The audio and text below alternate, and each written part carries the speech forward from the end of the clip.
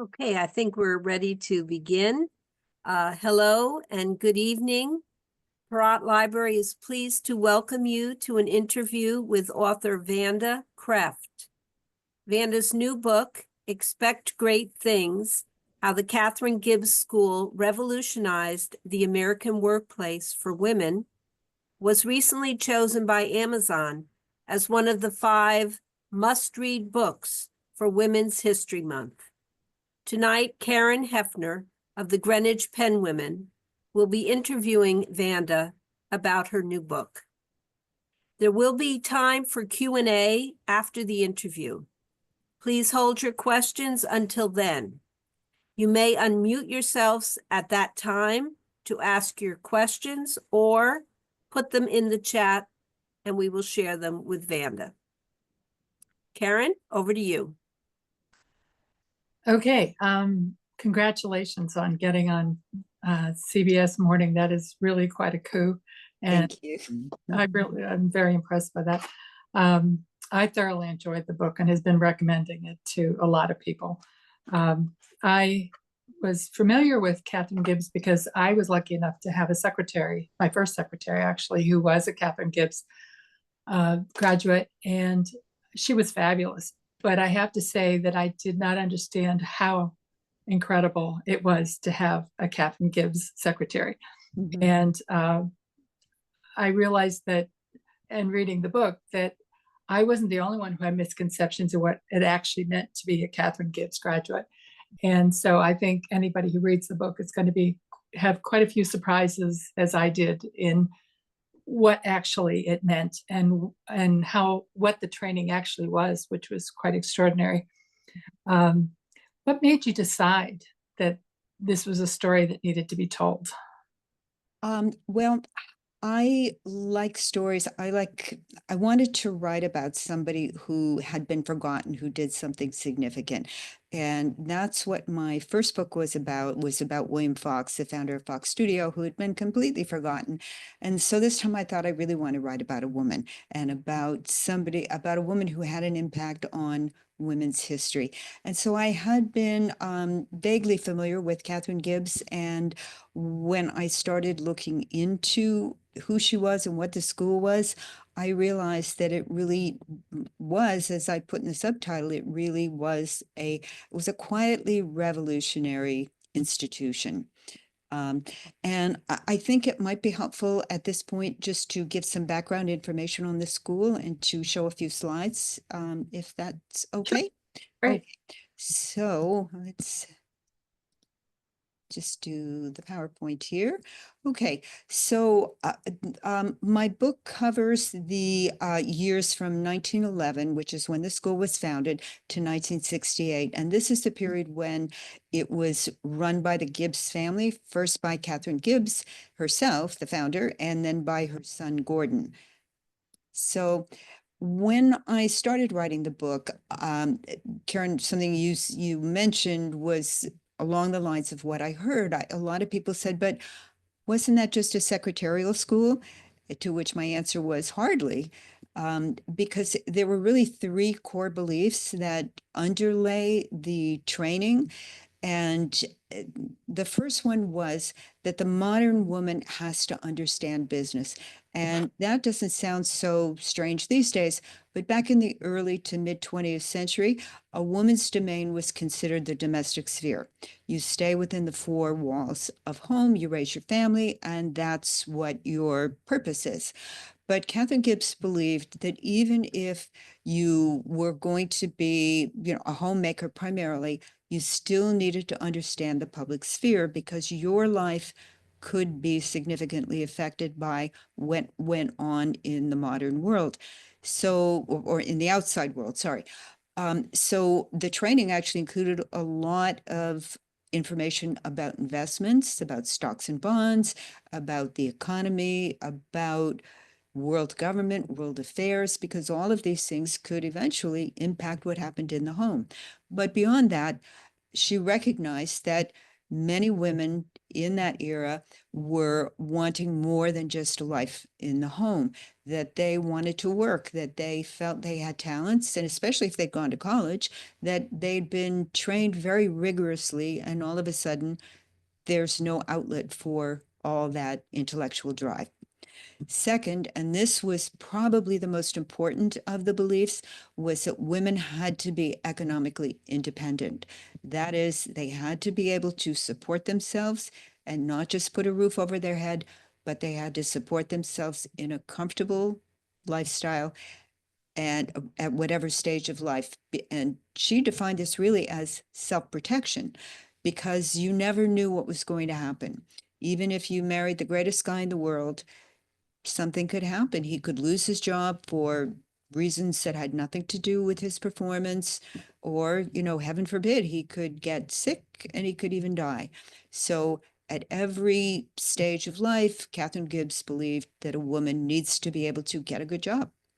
And then the third point was that at that time, secretarial training was the best road to get the widest range of opportunities. Now, that doesn't really make sense in our time, but back in again, in the early to mid 20th century, women were effectively blocked from going to the professional schools. That is law school, medical school, graduate business school, which functioned really as the bridge to the higher paying and higher prestige jobs. So secretarial training is going to be the workaround for that situation. So, okay. Okay, so there were three main locations during this time period, that is between 1911 and 1968. The headquarters, which was opened in 1918, was on Park Avenue in New York. And in the photo to the left, it's the building on the right. And as you can see from the lobby, think of the message that this communicates to a young woman who's been told by her family that you should, college would be wasted on you, which a lot of young women heard. So they walk into this ornate lobby and it sends a message that you belong at the top, or you can belong at the top, you can achieve, and you're worthwhile, you're worth investing in. And that really, I think, is the philosophy behind the buildings. And here we are in Boston. These are the residences, and these are converted mansions in the Back Bay area. And off on the right, we see a typical dorm room. And that sure doesn't look like any college dorm that I ever stayed in. Very elegant furnishings, spacious, really lovely. And then the lower photo is of the dining room, which is hardly a typical college cafeteria. So you have these tables where 4 students would sit and they would be served by waitresses in uniforms. And so it really has this feeling of a private club, and again, an upper class private club, which is meant to instill confidence. Okay, and here the third school, which is Providence, which is the original school, because that's where Katharine Gibbs was from. So, okay. And then here's the founder. Here is our Katharine Gibbs. And one thing I really liked about her, and one of the things that really drew me into the story, was that she was so unlikely to have started this school. She was 48 years old in 1911 when she started it. She had only a high school education, and she started this school because she was broke. Her husband died. He died actually in 1909 in a freak accident and left her high and dry financially. But, she just forged ahead. She and her sister bought a kind of broken down secretarial school in a questionable kind of a raffish area of Providence, and they just plowed ahead. And I think what drove her was this, what she said, I felt certain that I had a new idea in education. And I think that came from her sense of having been betrayed by what society had told her, which was that men will protect and provide for you, because they didn't in her case. And she was determined that what had happened to her, being left with almost no money, should never have to happen to another woman. And I think that's really what drove her in this enterprise. And even though she knew nothing, here's another thing she believed: never be afraid to undertake new projects. And what she believed was that even if you make mistakes, and she did make a lot of mistakes in the beginning, that those mistakes are part of your education and keep going. So, and here was the ultimate goal of the whole project, which was that to create a delightful human being in business. And so we can see here there was a lot of emphasis also on social activity. There would be teas, social teas regularly, outings to the beach. And in the lower left-hand side of this slide, we see that there is the annual dance.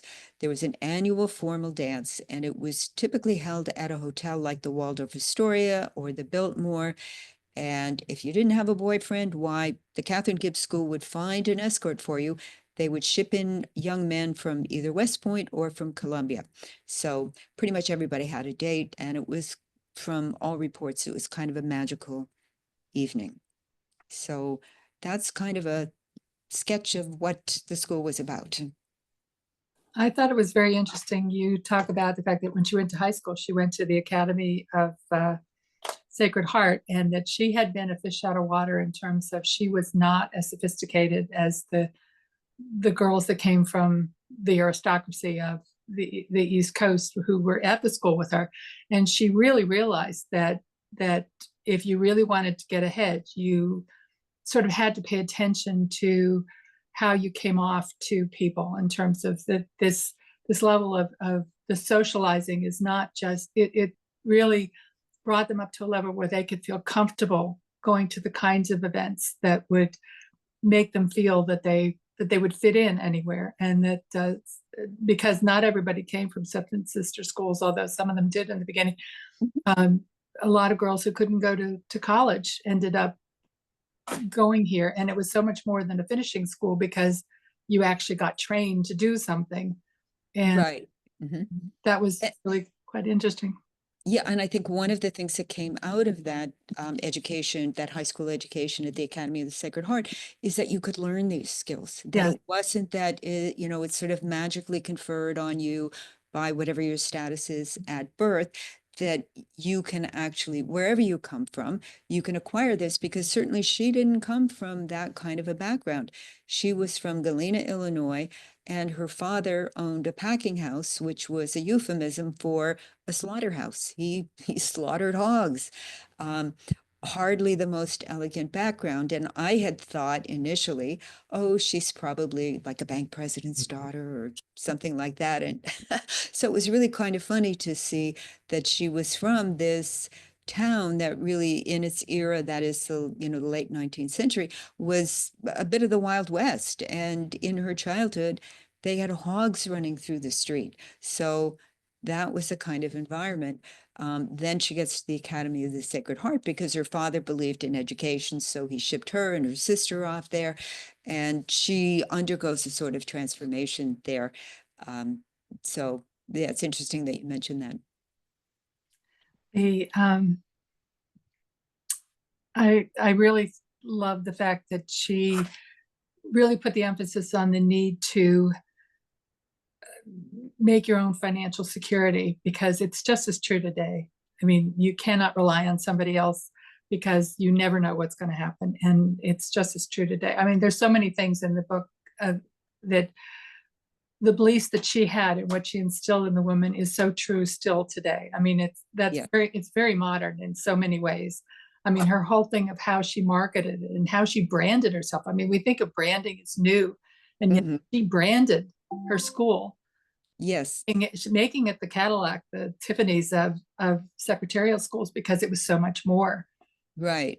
And I love that quote from her son, Gordon, when he goes into Tiffany's, and what is it that they say, you're the Tiffany's of secretarial schools, and he says, oh no, you've got that wrong. You're the Katharine Gibbs of jewelry. And so, and just, I thought that was, just really perfect.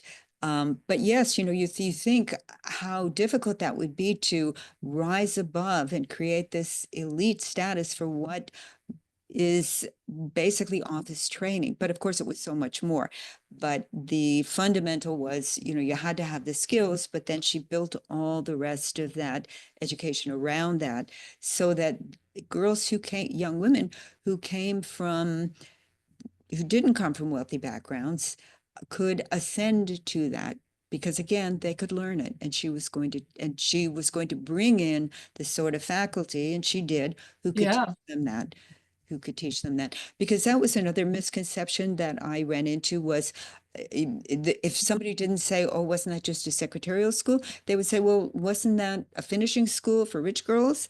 And yes, there were young women who were from Park Avenue or from those kind of backgrounds, but more were from middle class, lower middle class, and even working class backgrounds. In fact, just a few days ago, you kind of wish you had caught these people, but I heard from a woman who said she went to Katharine Gibbs in the 60s. She said her parents were Greek immigrants. They lived in the Bronx, and she went to Katharine Gibbs, and her first job was, I think she was working for the dean of NYU Law School or something. And so that put her in the mind she became a lawyer herself.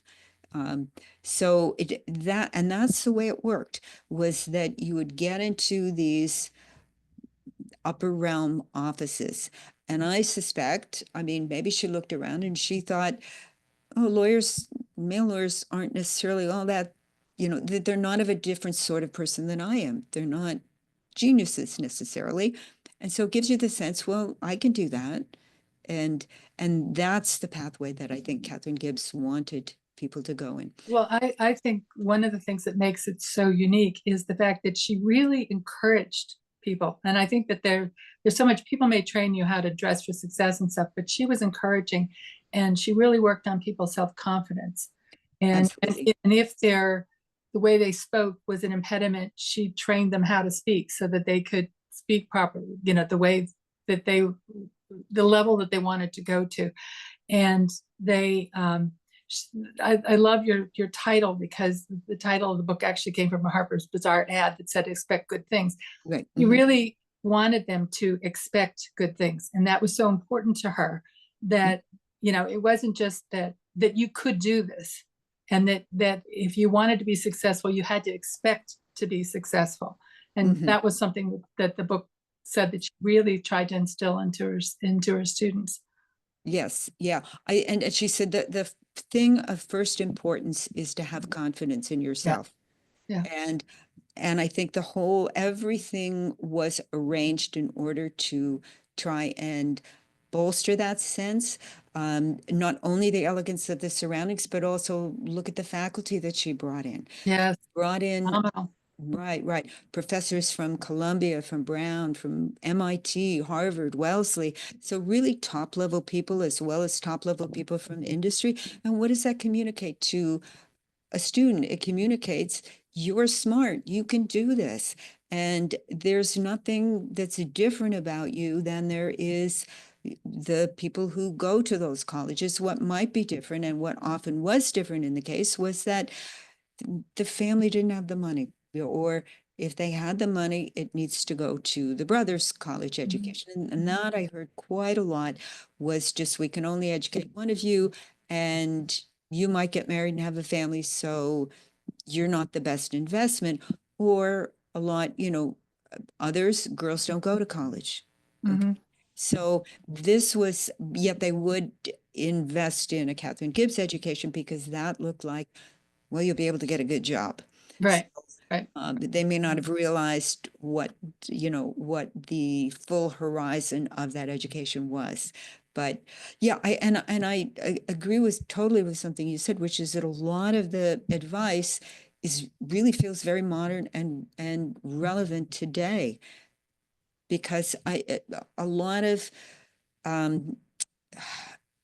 think a lot of women feel today that they have to overachieve, and which I think comes from a sense of their position is not as strong as it is for the man, that they have to do better. And I think what Katharine Gibbs was instilling was, you are just as good. You don't need to worry about that. You do a good job and you have confidence in the job that you're doing. And therefore, you're not going to feel that kind of insecurity because you're going to be super competent.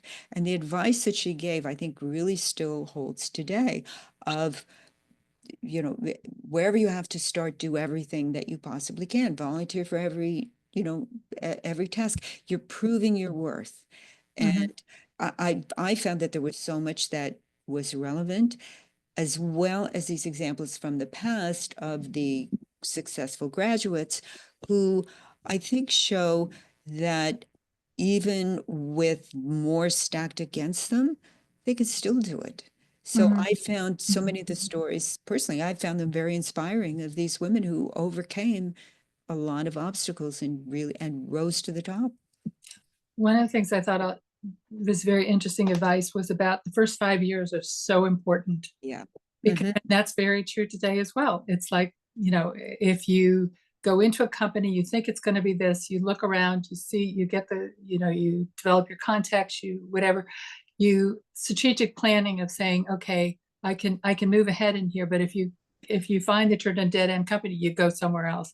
And that the moves that you make and the context that you make and the knowledge that you acquire during the first 5 years are so important to where you're going to go in the future, which I thought was very good advice.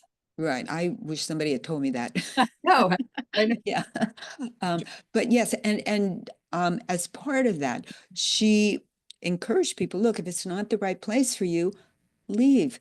And that's contrary to, I think, a lot of advice young people get, which is, you've got to stay there for a year, you've got to tough it out. And I think it's less true today than it was when we were younger. When we were okay, younger, I mean, even for men, it was like you don't job switch. You don't do that. I think today more people are more likely to move on if they realize that it's dead end. Where okay. a lot of people, I think, back Mm, then you didn't leave because job security was everything. And yeah, one of the things that Katharine Gibbs students had was that they could pick their jobs because they were right, so valued that, right. it wasn't that, oh, well, somebody would hire me. It's like, do I want this job?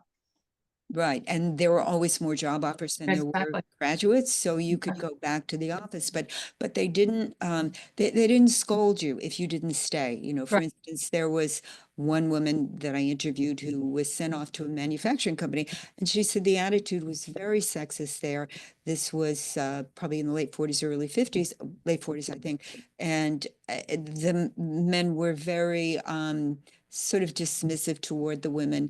And she was there probably for a month or two or something like that. And she had enough. And she went back and they said, you did the right thing in leaving. And they handed her a great job lead. It was to work for the publisher of Gourmet magazine in the penthouse of the Plaza Hotel. So they weren't punishing her. They weren't Right. saying, oh, this doesn't look good. It was, you did the right thing. That's not the right place for you. And here's a great job lead. And of course, she got the job. But Well, one thing I thought too was interesting is that they could always go back. It was great yes, back, which I thought was right, a wonderful strategy on their part, because you always knew that if you needed the help, if you needed encouragement again, if you needed whatever, you could always go back to the school and they were there for you, which is right. really unusual. Right, right. You could go back for a refresher course. Yeah. And I think Yes. that's addressing those empty nester, well, they weren't called empty nesters, but that's what they were back then. So you raise your family. So the idea isn't that you have to choose between a home life or a career, but that you can actually blend these and you can step in and out of the job market as it suits you, because you Mm. will always be in demand. But if you've been out for 10 or 15 years, your skills might be a little rusty. Come on back, free refresher course, and the placement office is always open to you. So yes, I thought that was really also a brilliant move. And I sort of, we're running out of time because there's really so much to go over in the book. mhm, One of the things I wanted to talk about was your subtitle was how the Katharine Gibbs School revolutionized the American workplace for women. Um, this really was a quiet revolution that was between the two major activist feminist movements, which would be the suffrage movement, which was all the way up until actually 1920. So this was really this was still very active. I mean, New York State did not even have the women's vote, and that was the first Eastern state to have the women vote, and that was in 1917, which is quite beyond when this first started. And then the feminist movement in the 60s. So it was really that whole thing within that. And I think we think that sort of nothing was going on during that time, and that wasn't true, because there were this kind of things that were quieter, more, trying a different approach, trying something that was a little softer to see if that worked, because there was so much opposition when they were really vehemently active, sort of in your face in the activism or whatever, that sort of seeing how women could move ahead. Yes, and I think change attitudes, change male attitudes of, women are not scatterbrained. They can be very competent, and they go in and they prove to men we can do the job, and they do it. So I think they change the attitudes of the people in power, softening them up so that the rhetoric that you get in the 60s really has something to attach to. It has experience that is consistent with what that message is being communicated in. I think it's very interesting, though, that like we have, or I had misconceptions about what Katharine Gibbs School is, that the feminists actually had complete misunderstanding of what Katharine Gibbs was about, and were basically opposed to what Katharine Gibbs, the idea of Katharine Gibbs School and creating some, was anti-feminism, which it wasn't. Right. And I think they were evaluating it from their point from their point in history, which is the late 60s, 1970.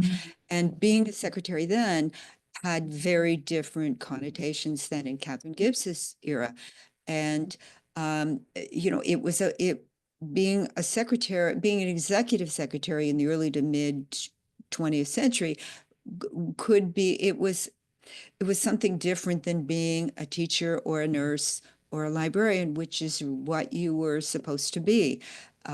So it was a pathway to power. But what happens in the 60s, of course, is you get the women's lib movement, you get the youth revolution, you have so much of culture changing.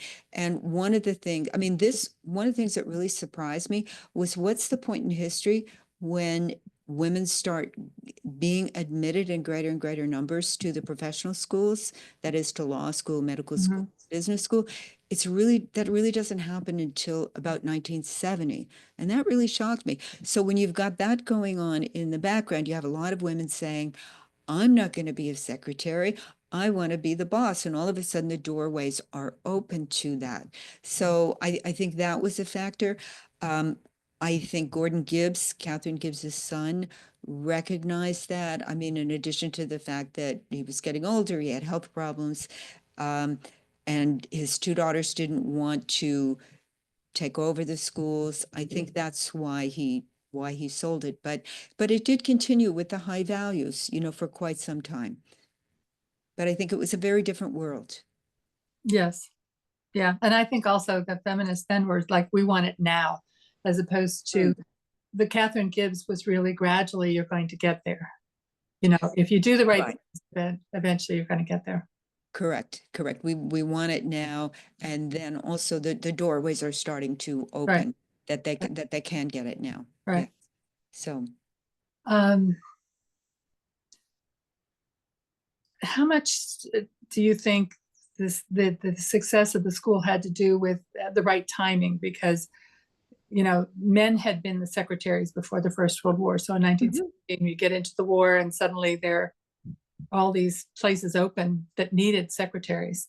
And even in World War II, a woman who could, type as well and do all the secretarial things was in tremendous demand.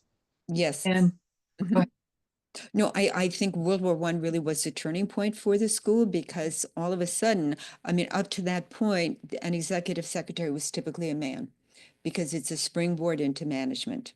Okay, but if all those guys are getting drafted, those would typically be younger men who are building their careers. Well, Mhm. they're getting shipped overseas to fight, and who's going to fill that desk? Katharine Gibbs, I mean, I think she was really brilliant in this. She recognizes there's my opportunity, and she starts moving women into those positions. So, and as you mentioned, World War II as well. So I think the timing is important. But I think another thing that really was important was that she had so many success stories Yeah. that you could point to people who, wow, look what she did. Look how many firsts there were. And so that if you were sitting back trying to decide what you wanted to do, you could have a role model. You could say somebody has broken through the barrier. And it was a school that helped them do that. So, I mean, even in the 20s, there were a couple of women who went to China by themselves. Mhm. That was pretty daring. One woman became, in 1930, she became one of the first uh, female state police patrol officers, and she had half of the state of Massachusetts to patrol on her own. So every decade, there were more and more success stories that you could say, well, that's a proven. It's not just a promise in an ad. I know somebody who's done this. There's so many interviews and personal stories that you've told in here, which unknown caller, which nobody ever calls me. It's ours. I have no idea. There's so many stories, and one of the things that I found interesting is because they're all the way through the period from the beginning all the way to the end. And one of the things I found interesting is that you also included some stories of people who did not follow the mold of where, like typically, well, the success stories, let's say, in quotes. Although I think that anybody who went through Catherine's school, this made them a much more interesting person, whether even if they decided a marriage or whatever. This is a lot more interesting than they would have been if they had not gone to Katharine Gibbs. But in a way, I think it would have been very tempting to only talk about the sort of the success stories. But you have a sort of a mixed bag of things of people whose lives didn't sort of follow the trajectory of this, whatever. And I thought that was really helpful because it seemed as though the women who didn't follow that thing or whatever, it was because the choices that they made didn't follow the advice that Katharine had given to the students. And I thought that was really interesting. Yeah, I think you might be thinking of Henry Fonda's wife, Frances. I'm not sure. Oh, okay. Yeah, and then there was one of the stories that I found really compelling and really sad was Jill DiDonato, who was just this beautiful young woman from Italian immigrant parents in Princeton, New Jersey. And I interviewed her cousin, and her cousin said, "Oh, I just thought she was like a princess. She seemed to have a perfect life." And she went to Katharine Gibbs, but she had very old world parents who didn't quite understand how rigorous this program was. And she was very, very close to her parents. And when she had a C average, her parents were very disappointed, and that was crushing to her, even though the school was telling her, "Look, you're one of the smartest people here. Right. Just keep going. This is tough. You're gonna make it." She dropped out, and she got married. She married the kind of guy that her parents would think was a great catch because he was an accounting major, college graduate, and it just turned out to be a tragic marriage. He was basically a serial con man, and she married her divorce lawyer, who wasn't particularly nice to her. Um, and then, and then very sadly, she got kidney disease, and she had two operations, and they failed, and she passed away. But it's sad. But her daughter, I interviewed her daughter, and what you were saying about for having gone to Katharine Gibbs, they were much more interesting. Her daughter, Jackie, said she was such a gift to have had as a mother. Um, and so even in that brief time, Jackie was 6 when her mom died, but she saved all the letters that her mother had written home. And you just had a sense of um, what could have been. And that's why I included those kinds of stories, because I wanted to show that it wasn't easy, that if, a couple of steps in the wrong direction, and this is what would happen to you. So that there was kind of a precariousness about, being an ambitious woman at that point. And there were a lot of pressures pushing you back to the conventional road, a road which might have looked secure, but was not necessarily. So I think in a way kind of, it was a necessary balance, because I didn't want to do only the happy stories. There were these cases of where it didn't work out. I thought was excellent. By the way, I really appreciate that. There were a lot of things that impressed me. One is that Katharine Gibbs had said that they didn't expect you to excel at everything, but to go for your areas of strength. And I thought that was really such good advice, because they weren't doing a cookie cutter. This is what, everybody should be like this. It was like, well, find what you're good at and go with that.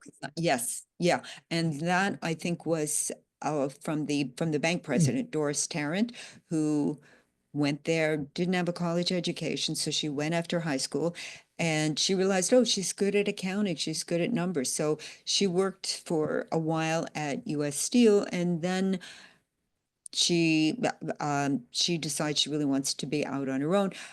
Talk about, experiment. I mean, she's a little beyond the first 5 years, but she tries managing a restaurant. That doesn't work out. And then the computer era is just beginning in the early 60s. And so she starts selling computer time and gets hired by a bank because she's the only one who knows how to do the job. They don't even give her a business card, but she ultimately becomes a bank president. So she focused on to your point, on what she was good at, and found a field where she, I think, worked for the treasurer of US Steel.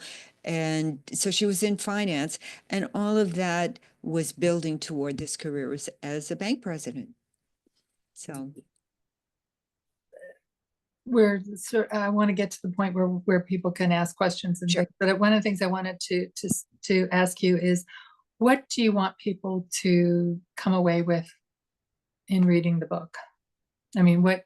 Oh, that's a great question. I think I would like people to come away with the idea that whatever the obstacles against you, whatever the messages you are hearing from those around you, from society, you can reach for your dreams, and do not let anyone stop you, and keep going. And again, from what Katharine Gibbs said, the mistakes that you make are part of your education. So don't, don't think, oh, I'm a failure because this didn't work out. No, you learned from it and you keep going on, because so many of these stories were of women who encountered obstacles. They were told you can't do this, or they had a very troubled background, a troubled childhood, and they kept pushing ahead. And so I think that's part of the message that I would like to come across, is like, take inspiration from these stories, because if they could do it, you can do it. And also the specific pieces of advice that Katharine Gibbs gave, the thing of first importance is to have confidence in yourself, and do not let that be torn down by what your experiences might be, or what other people tell you. The many ways that other people, even well-meaning people, will try to limit you. Oh, that's really not a field for you. If you believe in your heart of hearts that this is what you're called to do, that this is what you want to do, that's what you listen to. So I think, as much as this is kind of a historical document, I think it has a lot to say to people, and especially to women today. Well, I thank you so much. And anybody who has not read the book yet and is here part of the discussion, I really hope they'll get a copy of the book, because it was there were so many surprises for me, and there were so many things that really resonated with me. And I grew up at a time when, it was all right to discriminate against women. You could say that you weren't allowed to, you cannot apply for this job and things like that. And I think that for a lot of people, will find something that resonates with them in their own personal life. And as you say, she had a lot of very good advice and very modern advice for people. Right, timeless advice. Mhm. Yes, yes. Okay, so would we like to open it up for discussion? So I noticed in the chat, we have a few graduates of Katharine Gibbs, and I thought maybe they'd like to share um, with the rest of us their experiences. One of the people is Monica. Monica, are you still with us? Would you like to share your experience? Monica's graduated from the New York City 2-month entree to business course for college grads. Mm. You know, when I went there, I had graduated a semester early. And then I thought, well, I got all this knowledge, but I didn't know how to type. I didn't know how any practical business stuff. And then, excuse me, I have laryngitis. I found out about the 2-month graduate program daily, Monday to Friday, all day, and covering all the subjects that you mentioned. And it took some of the bite of the typing away because I thought, I'm not going to be a secretary. Damned if I'm going to be a secretary. But frankly, it was an administrative assistant, which I don't know if that's really what a secretary was anyway, or is. But then I got promoted to like assistant director, and the things just kept going. I loved that job. I loved it. I was there 7 years. We were involved with all the consulates. There were 90 consulates at that time in New York. I mean, it was a great job for someone who's 23 years old, the social, everything. And it was a great deal of fun. And I learned so much. And then at some point, I jumped over to making more money. But that experience just helped me in every other position that I had. And what you mentioned about the confidence factor, that is huge, huge. How do you feel that your experience instilled confidence? What were the aspects of the program that heightened your confidence?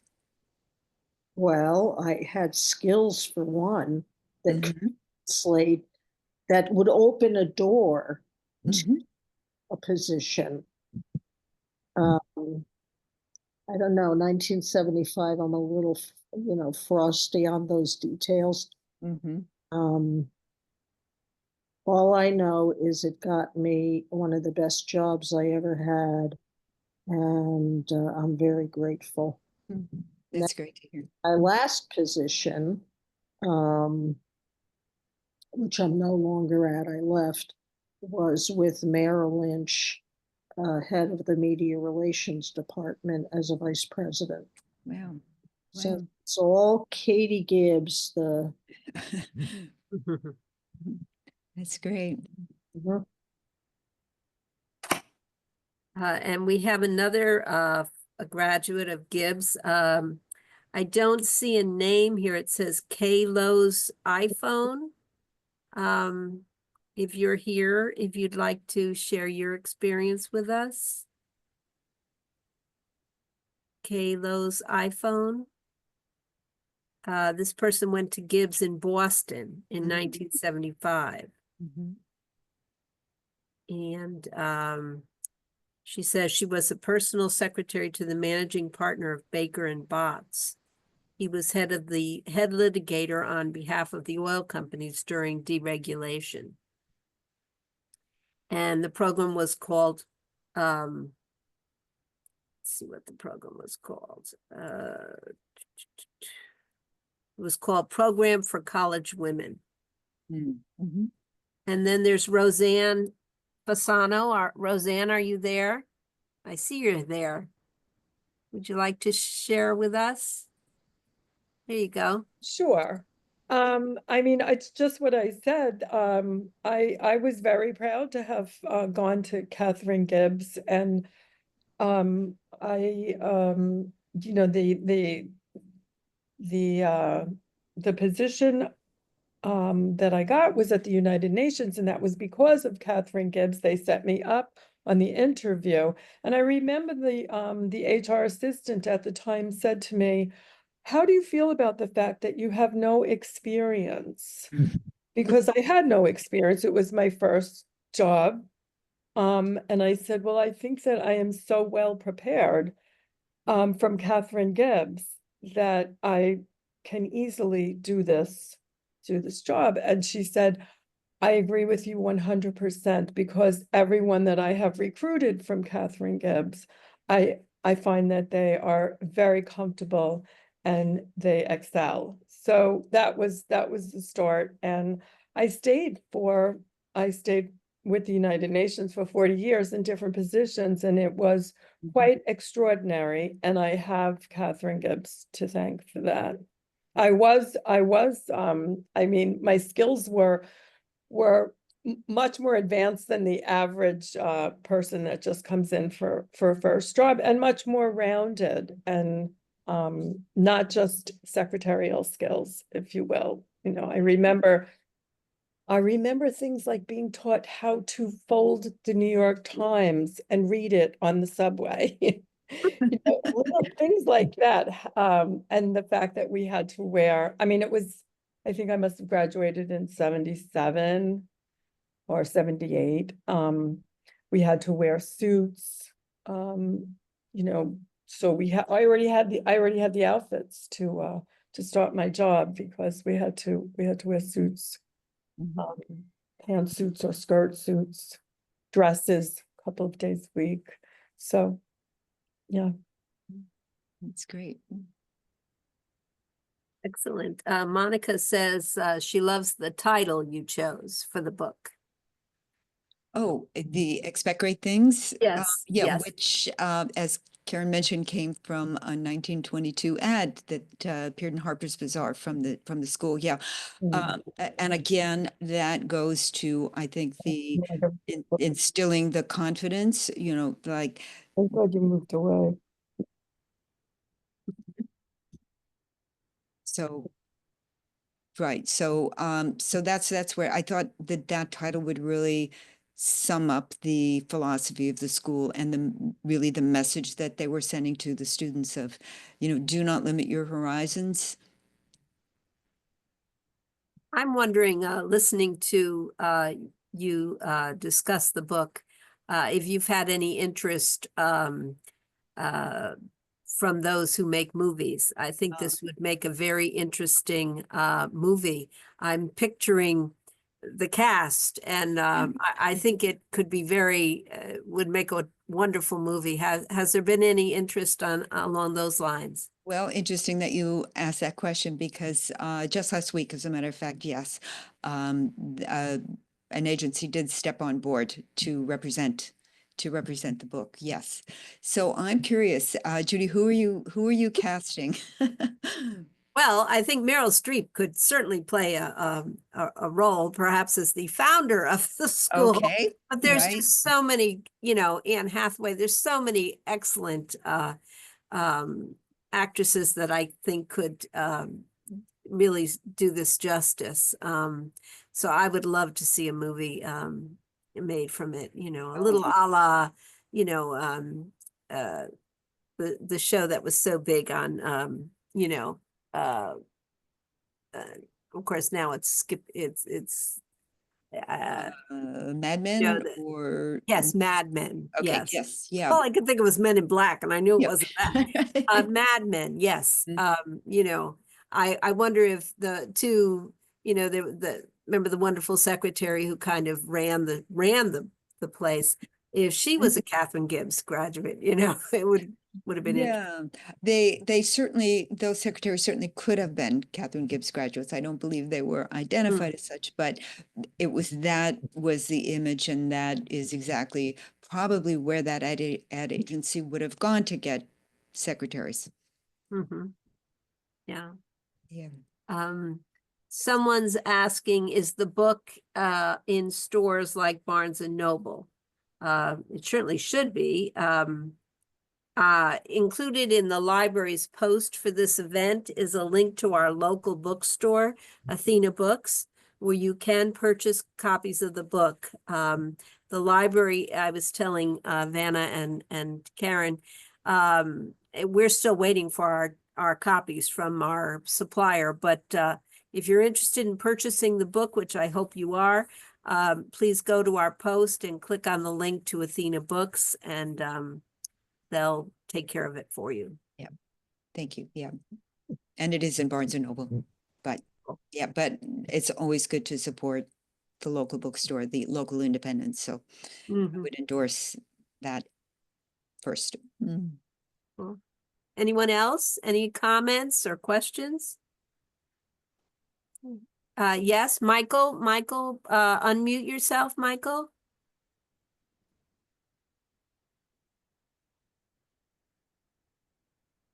I think he's trying to unmute himself.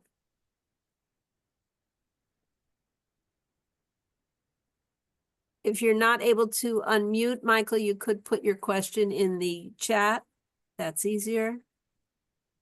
Yes. Is that Michael Borelli? Yes. Okay. Yeah. He and I went to high school together. Oh, So did you? yeah. Oh, cool. Okay, I wonder if he's frozen. I did I- give him the ability to unmute. I think he is, and we just lost his video. He may be working on that. Is there anyone else who would like to make a comment or ask a question? Yes, Arnold? Oh, Oh, there I am. there you go. Yes. One of the things that stands out in my mind, I see how Katharine grooms. I hate to use the word groom, but there was a grooming process that took place there. You had one, the abilities, and two, the grooming process, not to make one, let's say, but to create a presence that would enable one's abilities to cause them to grow in a certain environment. That's really the way I saw that. But I did have one question here that this is unfortunately a personal one.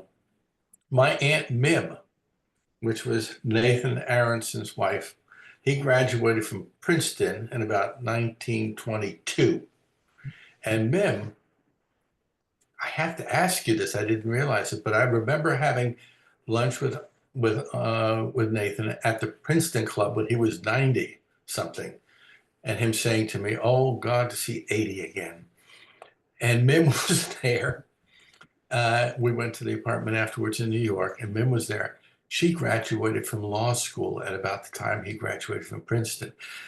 You said that, and somebody said that she was one of the first people to graduate from law school. Is that possible? I mean, when did women start graduating from law school? You brought this up several times. I'm sorry to interject this, but Oh, okay. There were women graduating from law school, but very, very small numbers. For instance, late 1910s, less than Yeah. 1% of US lawyers were okay. female. So you had very, very small quotas. So So in the early 1920s, she would have been she would have been a rarity. rare. Yes, That's all. very, Yeah. very rare. And another thing to keep in mind, it's one thing to graduate from law school. Who's going to hire you? Yeah, That's I the know. problem. Like if the big fancy law Mm. firms, if they do hire you, Mm. they're going to put you in a back room because no client is going to think you can be, oh, I don't want a woman lawyer. They can't be any good. So you'd be in a back room. You wouldn't be very visible. But typically, and this continued for a number of decades, typically a woman lawyer would have to join father or husband's firm, or they would go in a lower paid, they'd go to work for the government, Right. in lower pay, lower prestige, but they were not going to be in the white shoe law firms Yeah. because sort of a self-perpetuating situation where, well, the clients don't want a woman lawyer, and consequently, then they don't get the opportunity to prove what they can do. So, I just remember that in the family and people saying, you know, that she graduated at a time when women simply weren't able to go to law school. yeah, yeah, And that was, and when you brought that up, it just rang. yeah, less than 1% by the late 1910s. And then getting a job afterwards is quite another matter. Yes, right, right. So Mm, there you go. yeah, thank you very Monica shared in the chat that even Ruth Bader Ginsburg had difficulty getting a job when she was a Mm. young lawyer. So, Wow. Okay. So even that late in time. Yeah. mhm. Yeah. Yeah. Okay, we're almost out of time. Anyone else have a question or a comment that you'd like to make? It's been a wonderful discussion. I'm so grateful to you, Vanda and Karen, for a wonderful, wonderful interview. And very, very interesting. I can't wait to get my hands on the book. Oh, I want to read it. well, thank you very much. Thank you. This has been a real pleasure. And thank you, Karen, for asking great questions and keeping a really lively discussion going. I appreciate it. So really been a wonderful opportunity, and I thank you very much. And And thank you, Vanda, for a good read. Yes, yes. you. Thank you. Good night, all. Thank you Yeah. very much. Good night, everybody. Thank Thank you. you. Thank night. you. She looks. Should we speak with the girl?